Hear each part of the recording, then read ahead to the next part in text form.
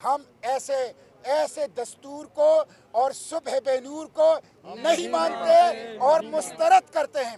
27ویں آئینی ترمیم اشرافیہ کے نام پر بدماشیہ نے اپنے لیے کیا ہے، اور یہ آئین جمہوریت عدلیہ فنڈامنٹل رائٹ کے اوپر ڈرون حملہ ہے۔ ہم اس کو مسترد کرتے ہیں، اور استثناء یہ خوف ہے، استثناء غیر اسلامی ہے، غیر شرعی ہے، استثناء غیر دستوری، غیر آئینی ہے، استثناء انسانی حقوق کی خلاف ورزی ہے۔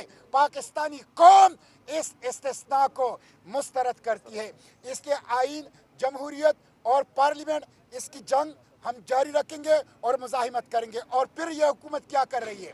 پاکستانی پویلین میں اسرائیلی آفیشل کو بلا کر وزیر اعظم کے مشیر سیاحت اس کا استقبال کرتے ہیں، اس کے ساتھ ہاتھ ملاتے ہیں، اور کل رات پاکستان نے سلامتی کونسل میں ٹرمپ کے 20 نکاتی منصوبے کا ان کے حق میں ووٹ دیا ہے۔ حالانکہ چین نے ووٹ نہیں دیا، حالانکہ روس نے ووٹ نہیں دیا، وہ غیر جانبدار رہے، ان کے اعتراضات تھے اس منصوبے کے اوپر، لیکن امریکی دباؤ پر ایک ایسے منصوبے کا، ٹرمپ کے منصوبے کا ووٹ دیا کہ جس میں امریکہ اور امریکی کے ٹرمپ نگرانی کرے گا، اور مصر اور اسرائیل کی سربراہی اور مشاورت سے حماس کو غیر مسلح کیا جائے گا۔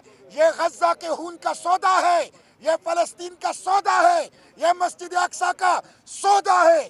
کل رات سیکیورٹی کونسل میں پاکستان کا ووٹ دینا پاکستانی عوام کے جذبات کی نمائندگی نہیں، پاکستانی عوام کے احساسات اور زخموں کے اوپر نمک پاشی ہے۔ ہم اس کو مسترد کرتے ہیں۔